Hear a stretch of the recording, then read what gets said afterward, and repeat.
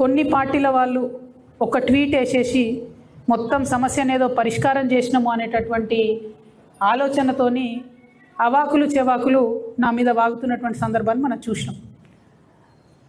ఒక ఆడపిల్ల విషయం వచ్చినప్పుడు, అది కూడా ఒక మైనర్ అమ్మాయి విషయం వచ్చినప్పుడు, సమాజంలో బాధ్యతాయుతమైనటువంటి ప్లేస్లో ఉన్న ప్రతి ఒక్కరం కూడా కొంత సంయమనం పాటించాలి.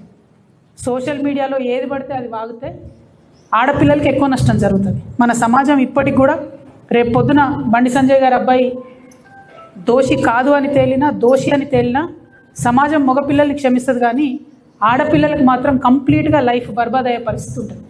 ఇవాళ బీఆర్ఎస్ పార్టీ సోషల్ మీడియా చేస్తున్న అత్యుత్సాహంతో ఏం జరిగింది, బండి సంజయ్ వారి సైడ్ నుంచి వాళ్ళు ఆ ఆడపిల్ల మొత్తం వీడియోలు, ఫేసులు, ఫోటోలు మొత్తం బయట పెట్టారు. అంటే ఒక అమ్మాయి, ఆమె మైనరో కాదో అనేటటువంటి చర్చ ఉంది. ఆ అమ్మాయి జీవితాన్ని నాశనం చేయడానికి ఇవాళ డైరెక్ట్గా బీఆర్ఎస్ పార్టీయే కారణం. ఏం అవసరం ఉంది, అంత అత్యుత్సాహం ఏముంది?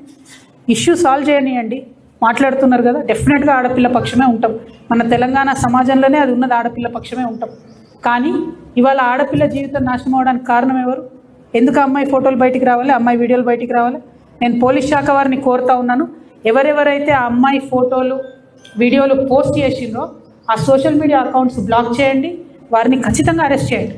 మీ ముఖ్యమంత్రి మీద ఒక చిన్న పోస్ట్ పెడితే ఇవాళ ఎత్తుకపోయి అరెస్ట్ చేస్తున్నారు. కాబట్టి ఒక ఆడపిల్ల జీవితాన్ని నాశనం చేసేటట్టుగా పోస్టులు పెట్టి, వీడియోలు పెట్టి, వాళ్ళ ఫ్రెండ్స్తో ఉన్నప్పటి ఈ ఫోటోలు అన్నీ బయట పెట్టినటువంటి అకౌంట్స్ని బ్లాక్ చేయాలి, ఖచ్చితంగా వాళ్ళని అరెస్ట్ చేయాలని చెప్పి నేను డిమాండ్ చేస్తూ ఉన్నాను.